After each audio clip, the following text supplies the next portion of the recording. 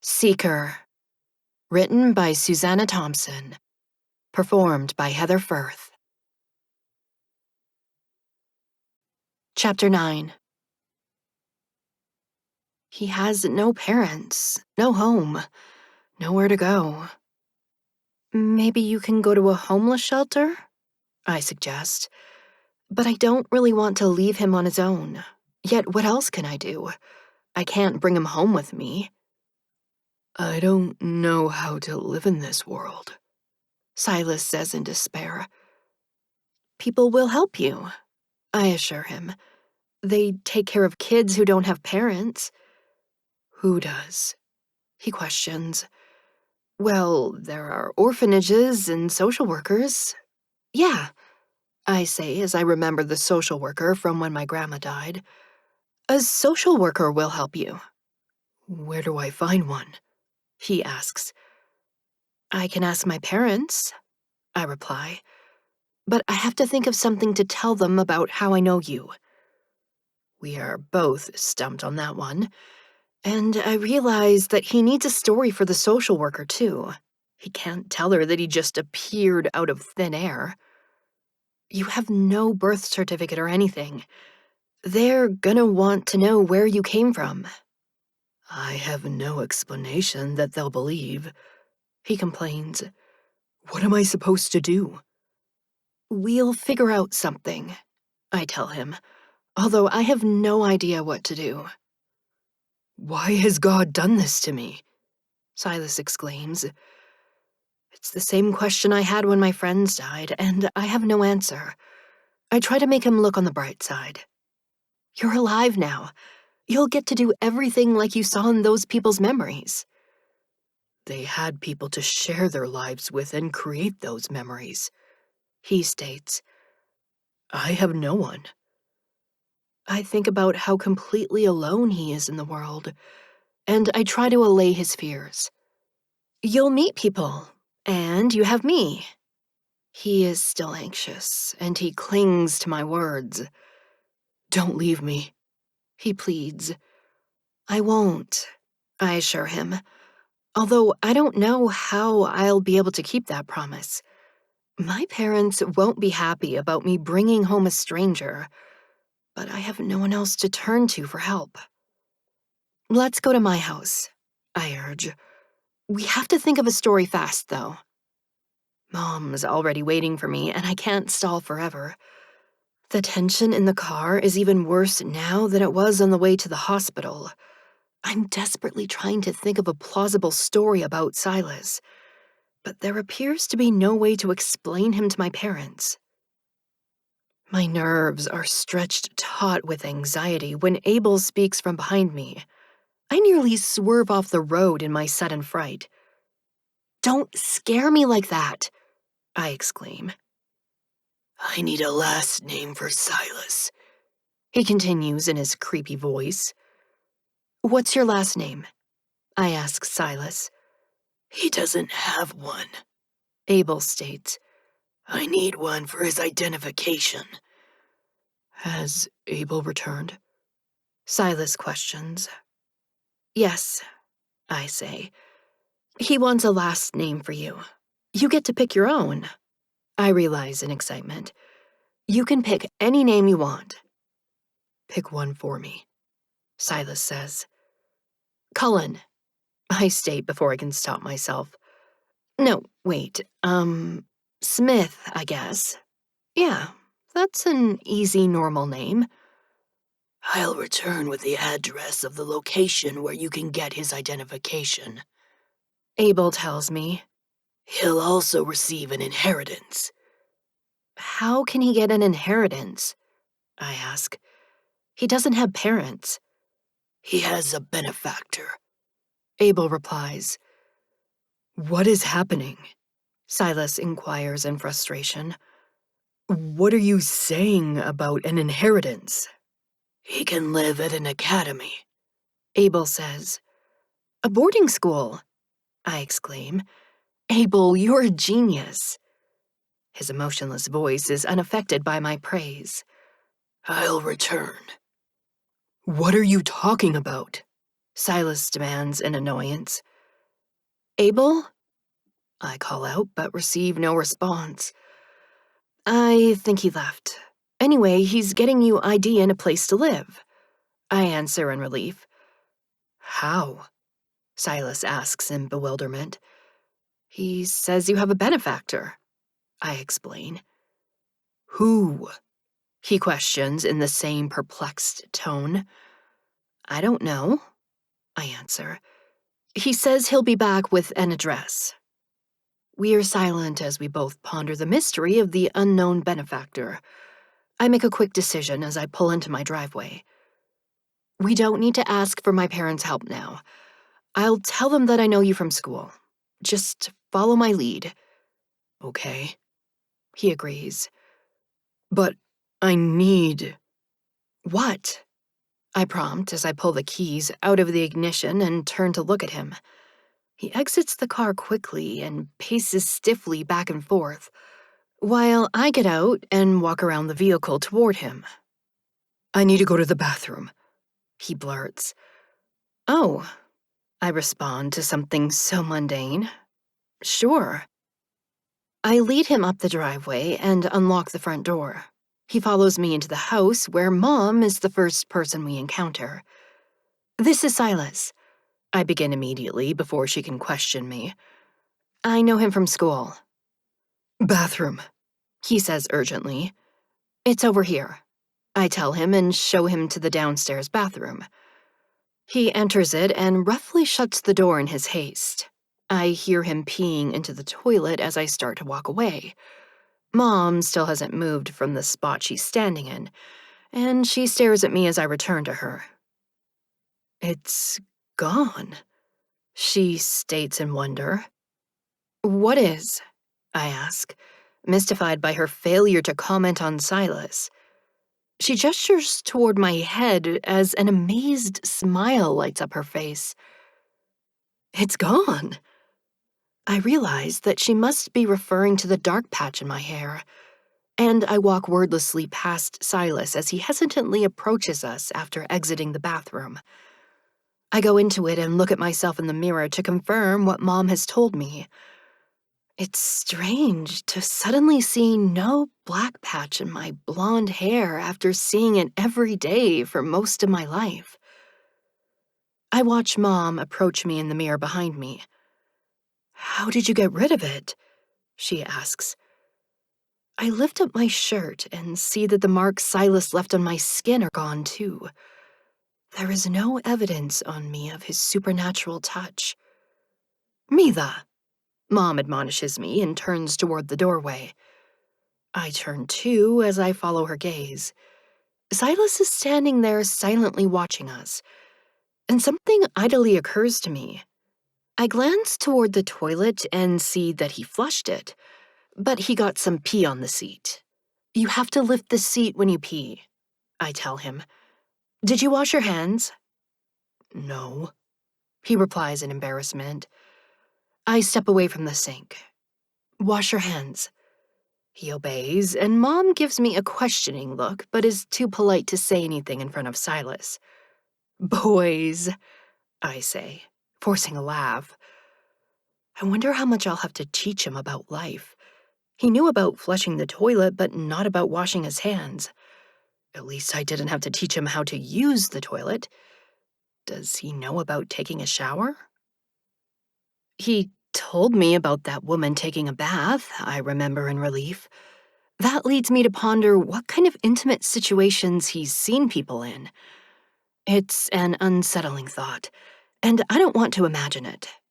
Mom is now focused on the oddness of what is happening, rather than the miracle of the dark patch finally vanishing from my hair.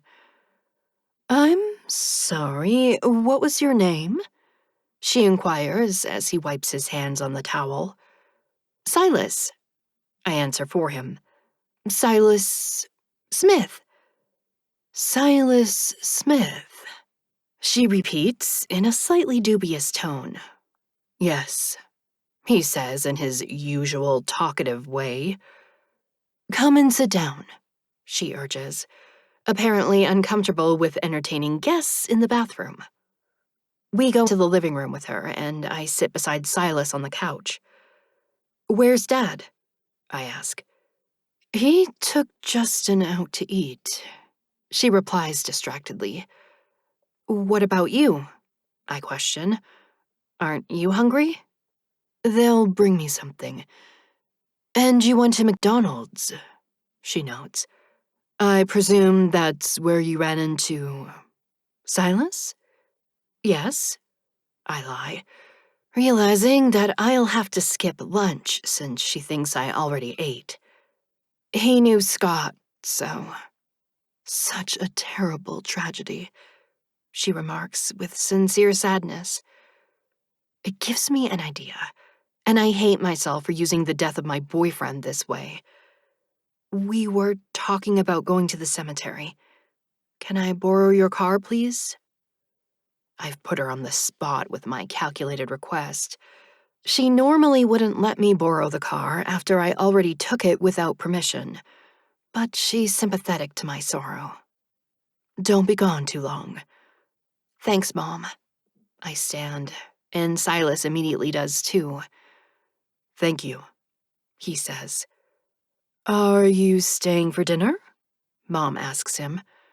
He looks at me, and I answer for him. Yes, he is. It was a spur-of-the-moment decision on my part, but I don't know when Abel will be back, and I don't know what else to do with Silas. He doesn't seem capable of taking care of himself. "I hate this," he exclaims as soon as we are seated in the car. "What do you hate?" I question as I turn the key in the ignition. "Everything," he laments. "Going to the bathroom, everything." I slowly turn my head to stare at him. "You've never gone to the bathroom before?" "No," he confirms to my astonishment. I knew that he was supernatural, but I just never thought about anything like that. It made sense, though, when I remembered that people could walk right through him. I guess he was more spirit than corporeal. Now he'd have to get used to having a human body. "Just be glad you're not a girl," I tell him. "Why?" he asks. There is no way that I'm going to discuss the ordeal of menstruation with him, so I refer to it only vaguely. "Women are the ones who have the babies." "Yes," he agrees. I pull out onto the street and drive in a random direction, since I have no destination in mind. Abel better have a better plan than I do, I think. With nowhere else to go, I really do drive to the cemetery. I reason that he'll easily find us there. Rather than visiting Scott's grave, however, I go to Chloe's grave instead. I stare down at her headstone with muted grief. Everything is too weird right now for me to be completely focused on her death. "She was a good friend," I state. "She did feel guilty," Silas says. My gaze turns sharply toward him. "Guilty about what?" He looks away from me. "It doesn't matter now." "What do you know?" I demand. "Remember them the way you knew them," he advises. "Them? Which them are you talking about? All my friends?" I question relentlessly. "Why did they feel guilty?" "They weren't all involved," he replies, "and only Chloe felt guilty." "Who else was involved?" I ask. "What did they do?" "Who?" I demand again when he doesn't answer. He glances directly at me before looking away. "Scott." Scott was involved, and Chloe felt guilty. The suspicion forms quickly in my mind. "They had sex," Silas states. I stare at him in shock. I had been thinking that they kissed, and that Chloe was feeling guilty about kissing my boyfriend. Maybe it had happened on the canoe trip when I wasn't there. Maybe they had somehow shared a kiss, but not... "You're lying," I insist. Chloe wouldn't do that. You wouldn't, he says. Scott was angry that you wouldn't have sex with him. He had gotten angry with me, but he had apologized and we had continued to date. Silas knew about it because he had seen my boyfriend's memories, and he had seen Chloe's memories. I knew that he had no reason to lie about it, but it was so hard to accept that Chloe would sleep with my boyfriend. She'd told me about losing her virginity to her boyfriend, and she'd encouraged me to have sex with Scott. I'd considered it, but I just couldn't bring myself to do it. It's only scary the first time, Chloe had shared. It gets better after that. I'm remembering her words and getting upset about it being better for her with Scott. How could he cheat on me with my best friend? And he hadn't even felt guilty about it. Why would you tell me that? I question angrily. You asked me to, Silas replies. I didn't ask to be stuck with you, I exclaim, projecting my anger onto him. You did this to him, Abel tells me as he appears beside Silas. Me? I didn't do anything, I insist. You tried to kill yourself, Abel reminds me. He interfered with that. You're saying that's why he changed? I ask in disbelief.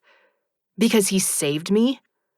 It is not our place to interfere in life and death, Abel states.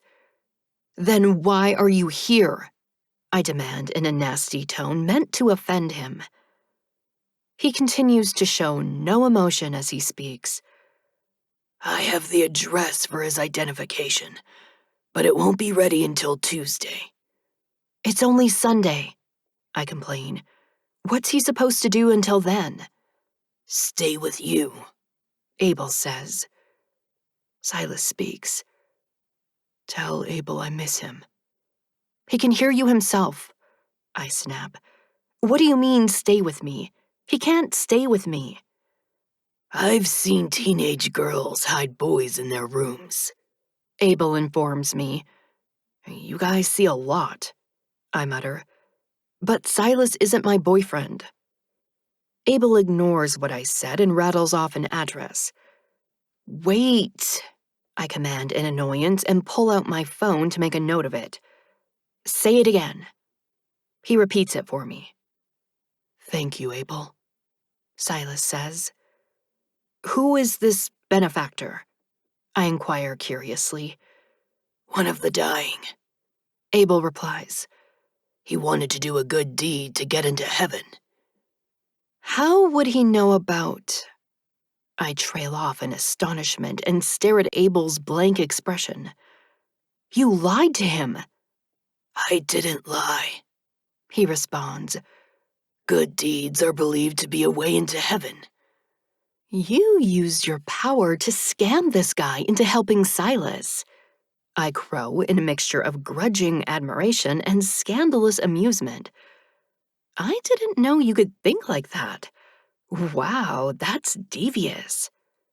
Goodbye, Abel states and disappears. I tell Silas that he's gone and relate what he said. Goodbye, old friend, Silas says sadly. I look at Chloe's grave. Goodbye.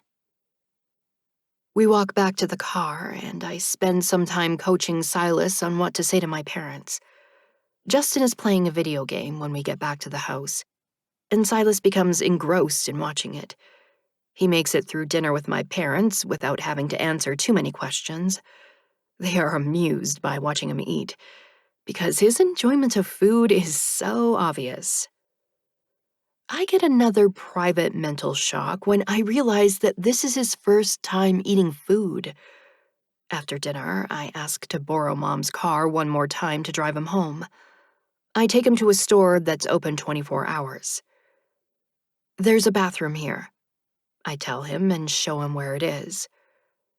The water fountain is nearby too, and I demonstrate how to use it. Stay in the store until I come back for you, I instruct him.